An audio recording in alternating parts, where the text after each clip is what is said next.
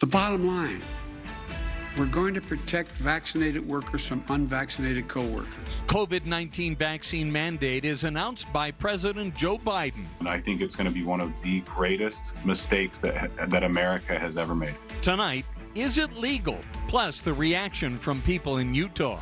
A Unified Fire Authority captain remembers his time working at Ground Zero as we approach the 20th anniversary of the 9/11 terror attacks. People living in a Utah neighborhood say they've been blindsided by the state. It's almost like at this point we're surrounded. The plans for a new homeless shelter as people living there wonder why nobody thought to tell them about it. And now that school's back in session, the number of COVID cases among students is climbing. They're in a room by themselves. Tonight, what one doctor says is happening inside the ICU at Primary Children's Hospital. Live from Utah's news leader, Fox 13 News at 9, starts right now. Free vaccines have been available in 80,000 different locations. We still have nearly 80 million Americans who have failed to get the shot. The White House has a new plan to combat the pandemic. Today, President Biden announced employers with more than 100 employees will need to either mandate the vaccine or offer weekly COVID testing. Fox 13 Sydney Glenn is live at the state capitol with local reaction to the announcement. Sydney. Several local and national businesses are already requiring employees to get the COVID-19 vaccine, but most aren't. That could soon change for some of those larger employers, and people have pretty mixed reactions about it. Along the Wasatch Front. Please take your change. Rancho Markets is a Hispanic format store. You'll find 9 Rancho Market stores with about 500 employees. We are proud of our stores. They are a niche market, if I could put it that way. COO Richard Harwood says the pandemic has been very disruptive to business. Both supply, we can't get product, we can't get people, enough people to work. Been very disruptive.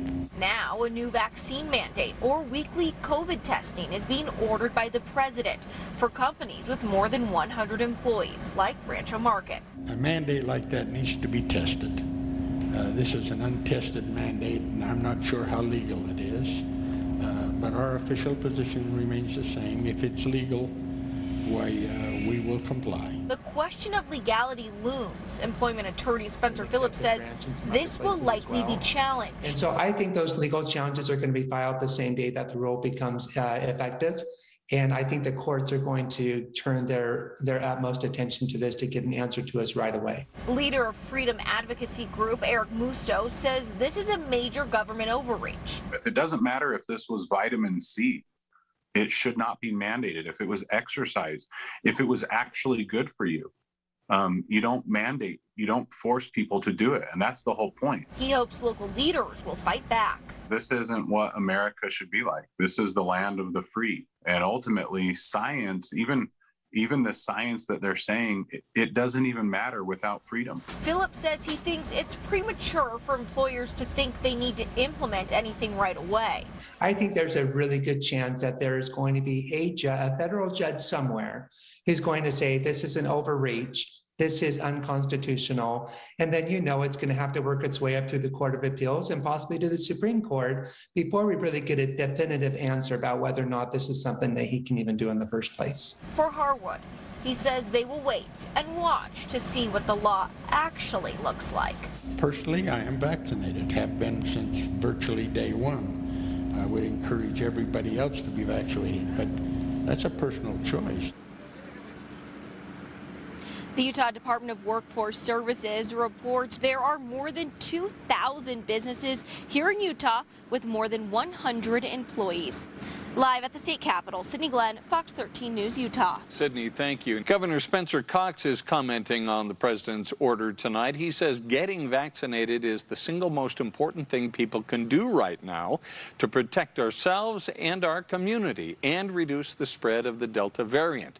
While we support efforts that encourage vaccinations, we have serious concerns about the legality of the order.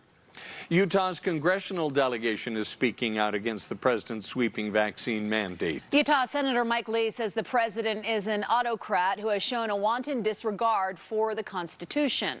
Utah Congressman John Curtis says this announcement will only create more vaccine hesitancy and distrust of the federal government. And Utah Congressman Chris Stewart says this is a complicated choice that demands more nuance and consideration than a one-size-fits-all mandate. To read their full statements, go to fox13now.com. Utah's major health care providers are doubling down on the importance of getting vaccinated in the wake of the president's announcement. University of Utah Health says this is a crucial step in getting one step closer to defeating the virus. We want to be able to provide the best health care we can, and part of that is having the capacity to do so. So fewer patients that are getting hospitalized as a result of more vaccinations would be great. When it comes to hospital workers at U of U Health, we're told it is a moot point because vaccination is now a requirement for employment there. And as more businesses start requiring proof of vaccination against COVID-19, what happens if you lose your physical vaccination card? Guess what, Utahns? You can use the smartphone app called Docket. It's there to back you up. It will retrieve your record. All you have to do is enter your full name and your date of birth. Then a PIN number will be sent to the phone or email address the health department has on file. Utah's Department of Health says it audited the technology to make sure it's secure. Stick with Fox 13 News as we continue to follow the latest developments surrounding this major announcement from the White House today. We will always keep you updated on air, on social media, and on your favorite streaming device.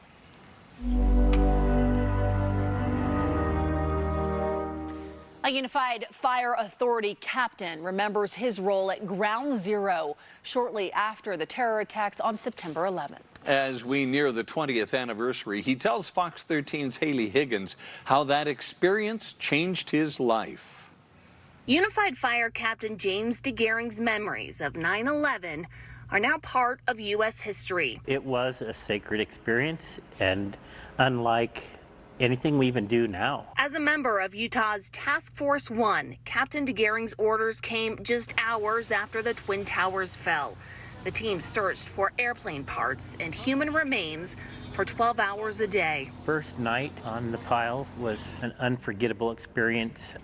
We walked by a fire engine that had been crushed down to my height, and I knew immediately that we were on honored, sacred ground. Amid the horrific devastation and loss, Captain DeGaring volunteered to be the team's chaplain. Strangers working in the 60-foot-tall pile leaned on him for spiritual support. It's amazing, even though we were there working on that debris, that New York firefighters would come up to me and say, "Father,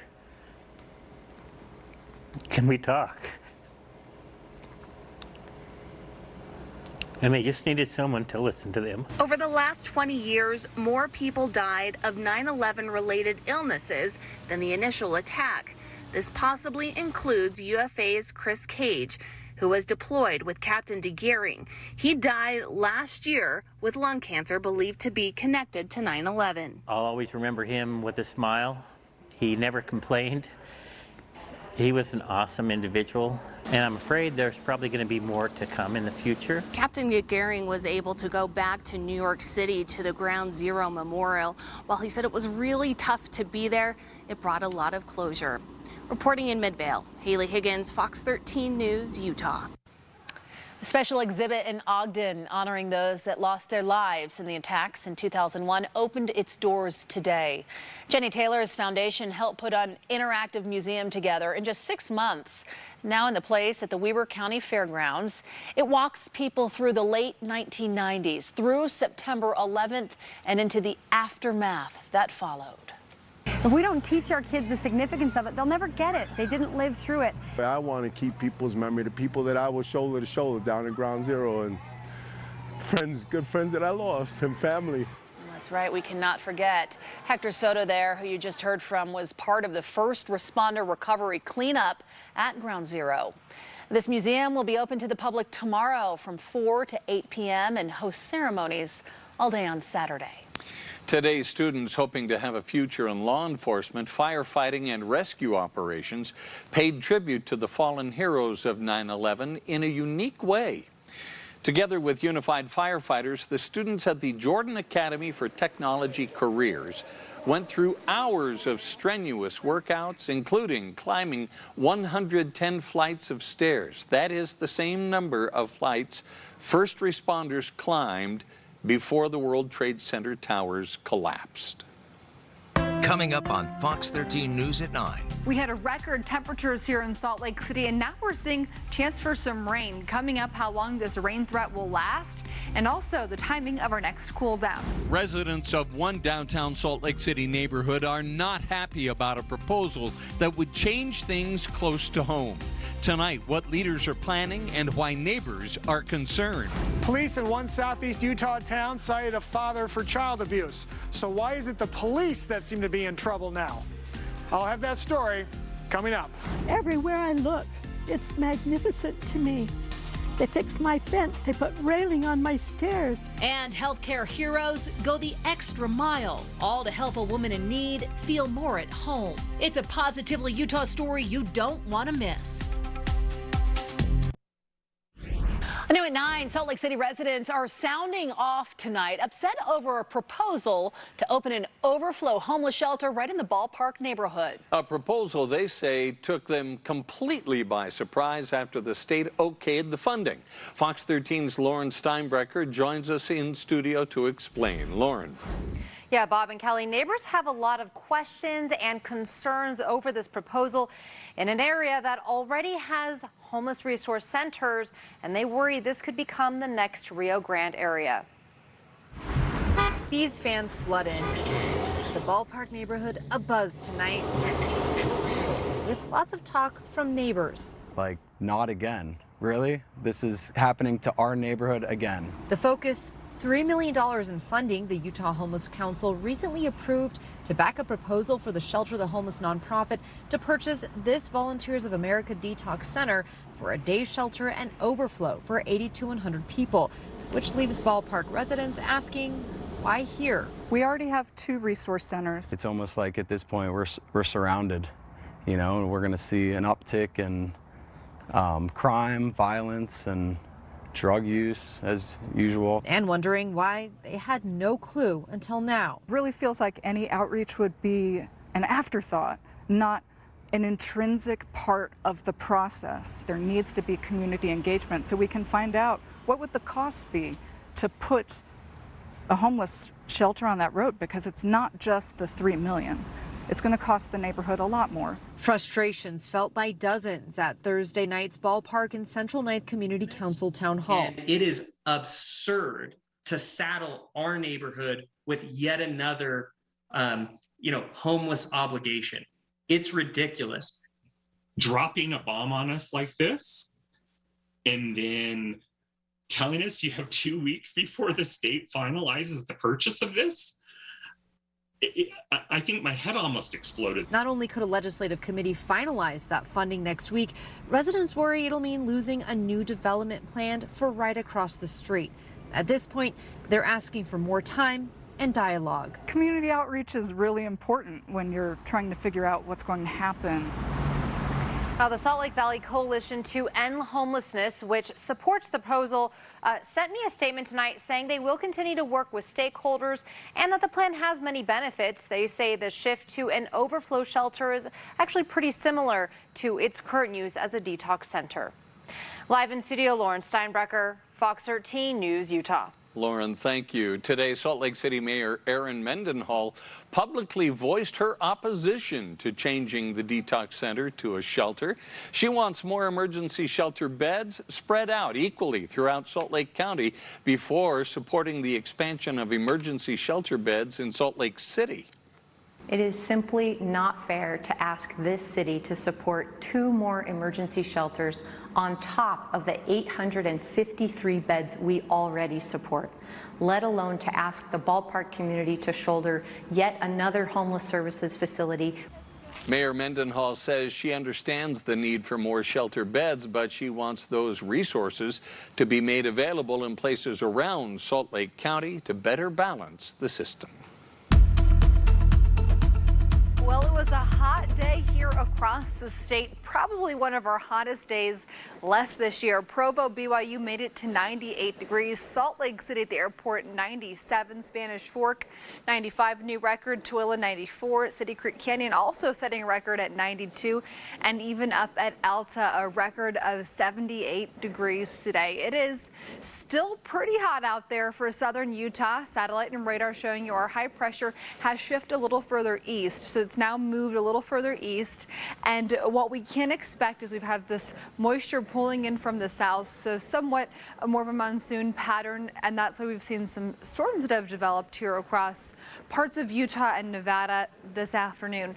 83 degrees currently here in Salt Lake City, so we've cooled off a little bit. Our wind is out of the southeast at 7 miles per hour. And now I have a completely random question for you if you're watching at home.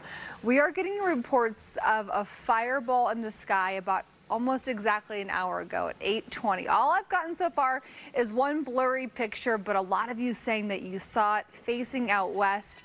So if you have any pictures on your doorbell camera or your security camera at home, again, a fireball from about an hour ago, let me know. Tweet me at Allison Krogan, because we would love to share some of those pictures and get down to the bottom of what it was.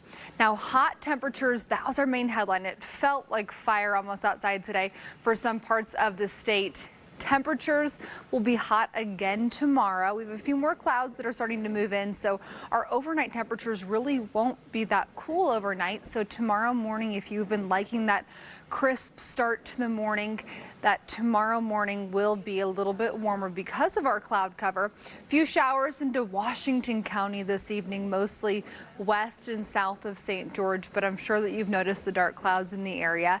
Tomorrow morning here in Salt Lake City, it's going to be about 70 degrees, partly cloudy sky by 8 a.m. Temperatures into the 80s by 11 o'clock tomorrow. But come tomorrow, the chance for some more thunderstorms here across the state. So overnight temps about 65 to 75. St. George, mid-70s, and then by tomorrow afternoon, temperatures yet again in the 90s for Ogden, Salt Lake, Provo, mid-80s, but you'll notice that chance for some rain starts to develop. So we're going to see another chance for showers and thunderstorms here across the region by Friday evening. We'll talk more about that later in the hour. For St. George, tomorrow close to 100 degrees, upper 90s as you look at the rest of your 7-day forecast. And then for Salt Lake City, our temperatures will be quite a bit cooler come Saturday, low 80s. So tomorrow still 90s, low 80s for Saturday. Chance for some rain for the first half of the weekend. Let's break that down later in the hour. Thanks, Allison. Still ahead, people are being told to stay away from a certain pond in one Salt Lake City park. What the feds are saying about the mercury in Fairmont Park tonight. Plus, what Utah's governor is doing to help Afghan refugees soon coming to the Beehive State. Today, Salt Lake City Mayor Erin Mendenhall, as well as the EPA and Salt Lake City Public Utilities, briefed the public on the presence of the metal mercury in a pond at Fairmont Park, which is in Sugar House. That's right. They believe there is no threat to the public at this point, but are taking the situation very seriously. The EPA says they do not yet know where the mercury is coming from or what type of mercury it is. Fox 13 News asked the EPA today about the potential harm if a person was exposed to mercury in the water. It is more of a chronic exposure concern, so really means over the long term. Most adults and folks who are healthy, young, most of the general population are probably going to be okay.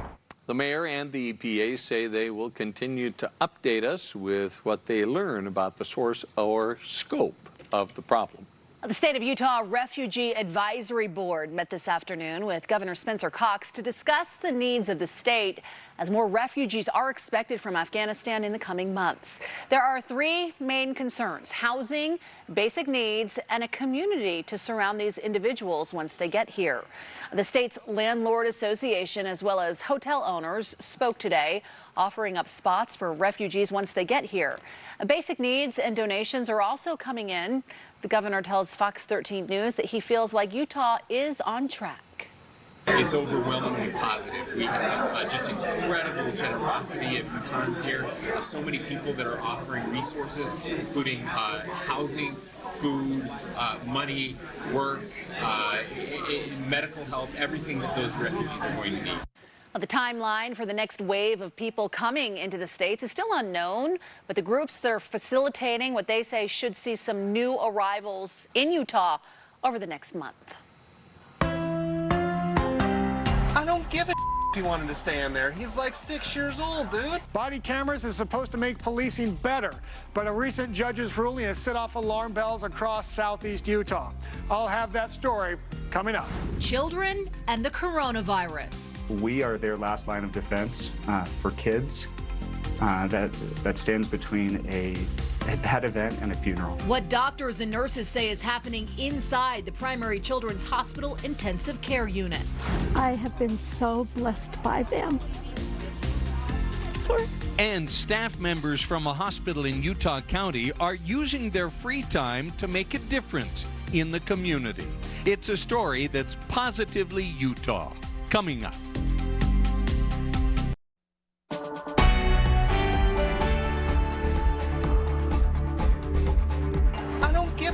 Wanted to stay in there. He's like 6 years old, dude. There has been a history there with some officers who have quite a reputation of misusing their body camera equipment. A Utah father was cited for child abuse, so why did a Utah judge admonish the police?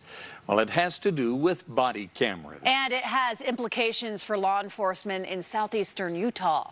Fox 13 News investigative reporter Nate Carlisle explains what happened. On February 23rd, police in Moab answered a 911 call for a 6-year-old boy left in a car outside a grocery store.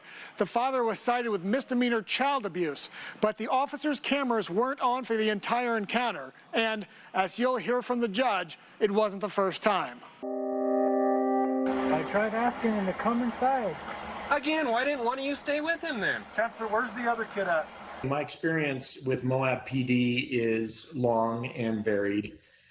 And there has been a history there with some officers who have quite a reputation of misusing their body camera equipment. And it's been an institutional problem. That's State Court Judge Don M. Torgerson, seen here before he was appointed to the bench, addressing a defense motion to dismiss the case. From my perspective, officers need to check their body cameras the same way they would check their firearms or their tasers. If I do see these kinds of actions in the future where body cameras have been turned on and turned off and not charged and not activated, there's likely to be some traction gained in my court for spoliation motions, just because I think Moab PD has a history that lacks quality oversight. But I am going to dismiss the case. Kendall Laws is the prosecutor in neighboring San Juan County. Since Torgerson sits on the bench in his county too, he's used the judge's ruling to educate local police. Do you want law enforcement from San Juan County responding on calls with Moab PD at this point? In a rural area, you got to take backup wherever you can get it in today's world. But as far as getting down to the bare bones of an investigation, I would much rather rely on the investigative skills of my departments as opposed to Moab PD. The father told police his son wanted to stay in the car. I don't give a he wanted to stay in there. He's like 6 years old, dude. It was about 6 at night. The temperature was approximately 48 degrees. Video shows the boy wearing a hoodie. Your son was screaming when I got here. You don't hear screaming on the video. In fact, the two officers who responded didn't turn their body cameras on until the father comes back to the parking lot. I actually forgot to turn on my video until we stood right here, but at least I got it on now. Then one officer's audio stops recording after about 2.5 minutes. You can still hear him on the second officer's camera. Just on a spike. Utah law says police are to turn on body cameras prior to any encounter or as soon as reasonably possible, and that the recording is to continue in an uninterrupted manner until the encounter ends or for a handful of approved reasons, such as consulting with another officer. If I ever go back up on a call with one of your kids in a situation like this, I would take the kids to the Christmas Box House myself, and you will go to jail. Christmas Box House is the local children's shelter. While Torgerson didn't specify what other Moab police cases concerned him, records show he presided over the drug case Fox 13 told you about earlier this year. In that episode, prosecutors dismissed the charges when an officer's body camera didn't match his written report. That officer has since resigned. Utah, in this case, is part of a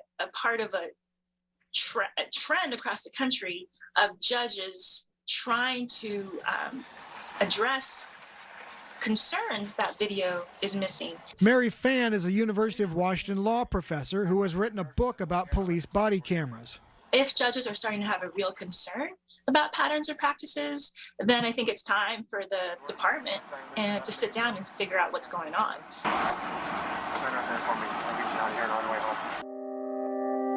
The father and his lawyer declined to comment. Moab Police Chief Brett Edge also declined interview requests.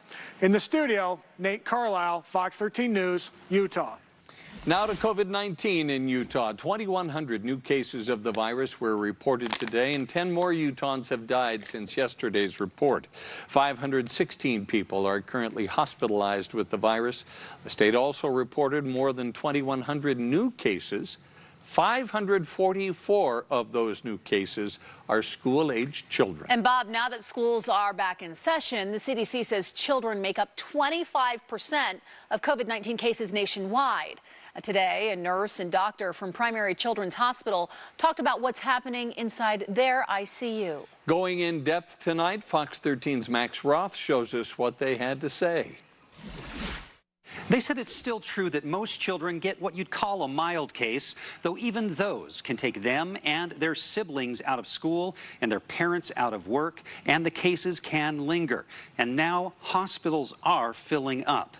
Well, they say it better than we can. I can tell you that when we lost a child last week, a teenager, that it was absolutely devastating on the staff here. We help patients and families deal with situations that come to them on the worst days of their life. Since the pandemic has started, we've seen a dramatic increase in the amount of people having the worst day of their life. In May, we went weeks at a time with almost no children who were hospitalized. We're now averaging 8 to 12 with several in the ICU. They're in a room by themselves.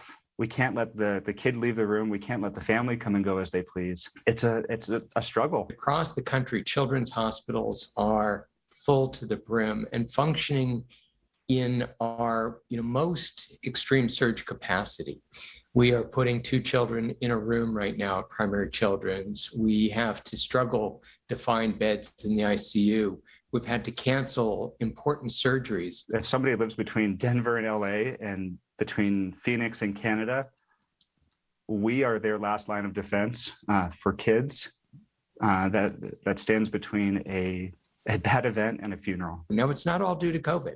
It's due to the combination of RSV, trauma, but COVID is quite literally the straw or the bale of straw that's breaking the camel's back in our healthcare system. In healthcare, we pride ourselves on being able to respond to everything that happens, but it takes a toll. It takes a toll on us, but it also takes a toll on the quality of care that we can deliver. And when we saw people taking it really seriously, that made our jobs a lot easier. We take it very seriously, and we wish that everyone who's listening to this would really do what they can to help us out and to help children out.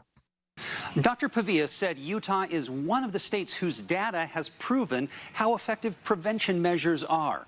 More than once in today's conference, he was clearly frustrated that Utahns who are medically able have not gotten vaccinated and are not wearing masks.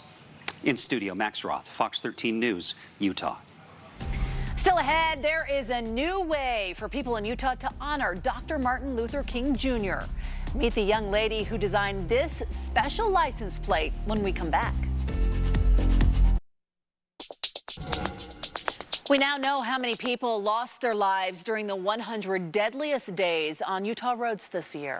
The Department of Public Safety says from Memorial Day weekend to Labor Day weekend, Utah averaged 1 death every day on the road. In total, 101 people died. Of those, 10 were teenagers. UDOT says every death is one too many and that it's always preventable. We see more fatalities during the summer months because there's a tendency to relax a little bit behind the wheel. There's a tendency to become complacent. We need to focus now more than any other time, but always just on being the safest drivers that we can be. The number of fatalities on the roads is the same this year as it was last year. It is, however, a significant increase from 2019 when there were 61 fatalities. Talk about a messy situation on the freeway, maybe stinky as well. A crash on I-80 near 5600 West sent human waste all across the highway just before the lunch rush hour. Investigators say the truck was cut off and forced to brake suddenly, causing the truck to lose its load. Multiple lanes were closed while crews worked for hours to clean up the mess. Troopers say really this is a good reminder to just slow down and secure any load you're transporting. Still to come, you can make a difference in a Utah child's life very soon thanks to the power of books. How you can get involved in our If You Give a Child a Book campaign when we come back. And later in sports, the first rivalry game of the season, BYU ladies soccer paying a visit to the Utes tonight. And speaking of, we are 48 hours away from the big one, of which Samson Nacua knows all about. The former Ute turned Cougar, talking some holy war back in a bit. Welcome back, everyone. Thank you so much for joining us on Fox 13 News at 9. It may be September, but outside it kind of felt like July earlier today, didn't it? It did. Oh, nice it was and hot. warm. Oh, Hot. We're above warm. It was hot. You're right. You're right. Fox 13 meteorologist Allison Krogan will have your first alert forecast in just a few minutes. Last year, Fox 13 News, with your help, was able to raise thousands of dollars to buy books for children right here in Utah. Now this year, we're doing it again with the Scripps Howard Foundation and your help again. Fox 13's Amy Ney takes us to a remote part of eastern Utah where some people she found already know how crucial reading is to a child's development. They would start to remember it. They would even talk about the book. And even though we had read it 30 times over, it was something that they really enjoyed, and then their palate expanded with time. Reading with your kids. It's something Duchesne County Library Director Daniel Mockley says he's learned to love with his own children. A parent can look at something and you can notice patterns in the books, like, oh, look at this animal, or how many do you think are there? And even just concepts of counting, or what color is this? What color is that? What do you like? And just adding in some of those extra questions lets them engage beyond just hearing it.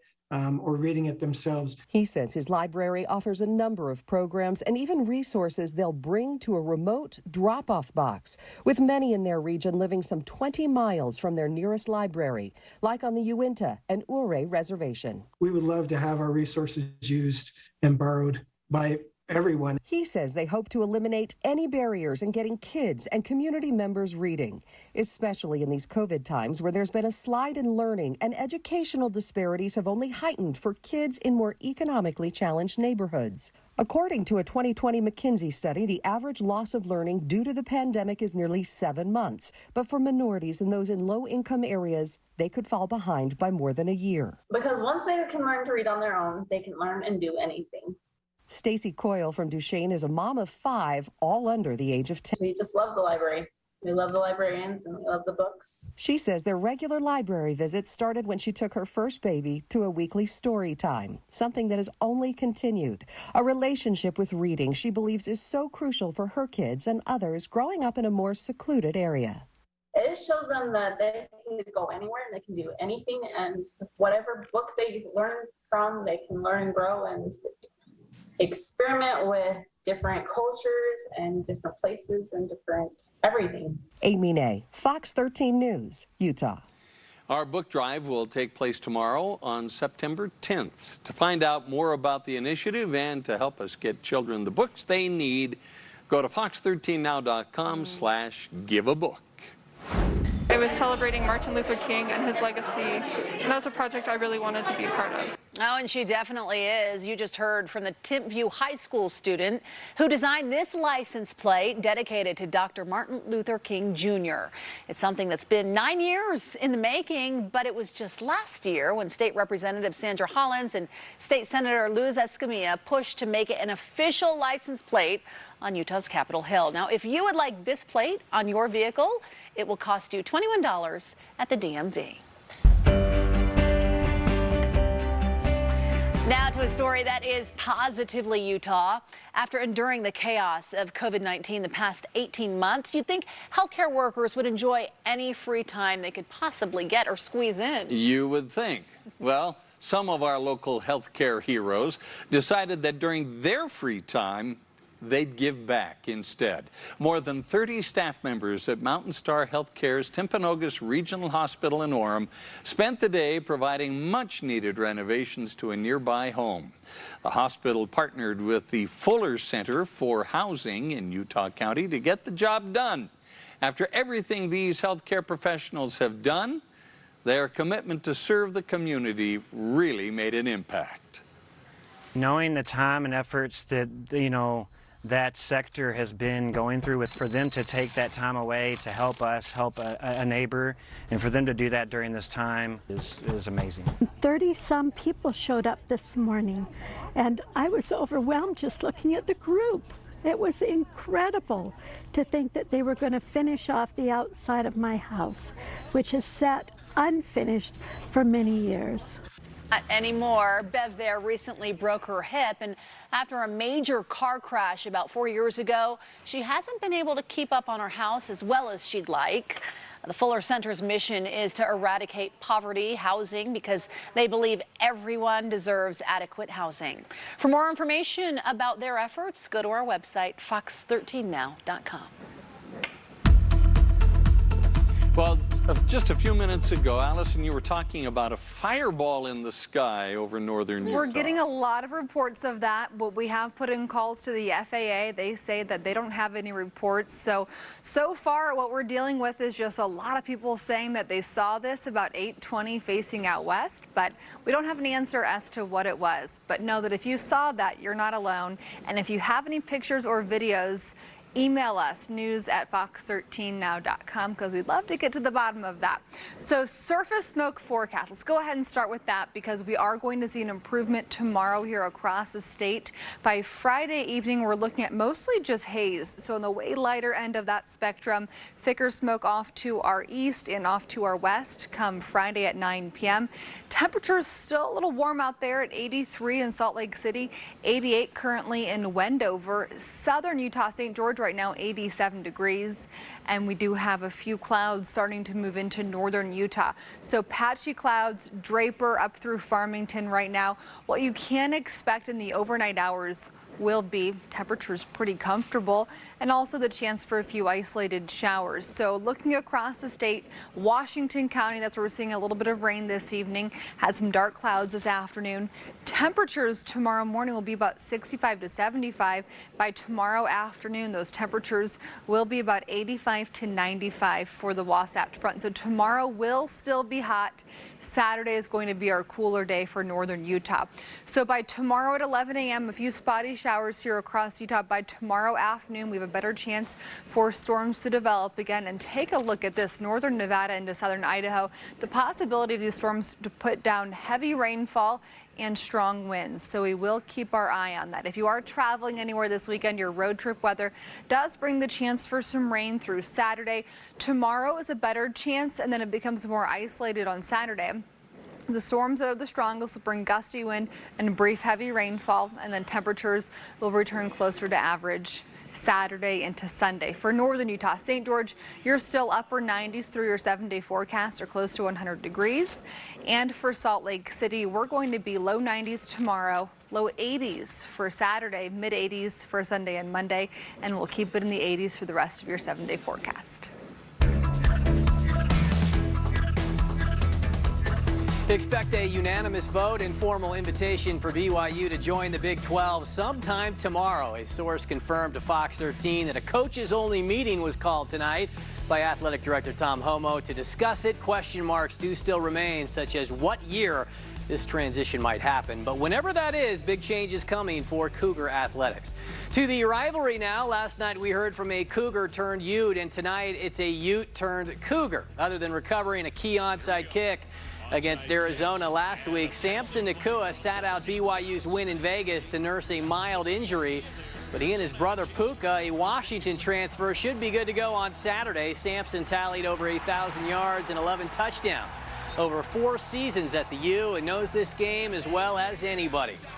Everyone holds, a high standard for this game. Not any more than any other game, but this game's definitely got a little bit more juice to it. You got Utah State over there, the little brothers, the third wheeler right there, but the main focus is between BYU and Utah. So both of the teams know it. Both of the teams prepare like we're the best in the state, and I love the intensity of it. I don't think there's any drop off from one school to the other. Everyone comes and knows what's on the line and ready to play some ball. The first rivalry game of the season taking place on the pitch tonight. 22nd ranked BYU up on the hill. Olivia Wade off the crossbar for the Cougs. So close. Half 2, Brooklyn James chasing for the Utes, but Blues keeper Cassidy Smith beats her to it. Extending into double overtime, Rachel McCarthy's lick deflected by Chelsea Peterson. In 34 meetings between these two clubs, this one resulted in only the 3rd tie ever. Goose eggs on both sides. Blue versus red in volleyball happens next week. Meanwhile, the 20th ranked Utes hosting Weber State tonight. Danny Drews has made a career out of that. Then Steph Jankowicz to end the first set. The ace card always nice, short and quick. The Utes come out swinging in the second and third sets as well. Madeline Robinson, one of her 19 kills, one more than the Brighton product Drew. She had 18. Utah has a tough one next at 3rd-ranked Nebraska on Saturday. A pair of 4-0s from Region 11 squaring off in Millville. Watch this giddy-up by Noah White. Cuts it back for the Riverhawks. What a 20-yard scoot that was against Green Canyon. Ridgeline adding a couple of Caden Cox to Will Booth touchdown passes, and they make a statement win, 42-6. And the National Football League is off. How do you get any better than Tom Brady hosting the Cowboys? Speaking of Brady, picking right up where he left off with 3 TD strikes in the first half.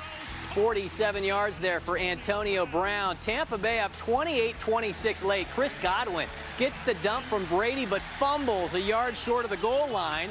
That gives Dallas a chance, and they would kick a 48-yard field goal right here. Unfortunately, Brady would match after that. This game is just final. The Buccaneers survive 31-29. We'll be right back. Thanks for being with us. Stick around. QuickCast is next.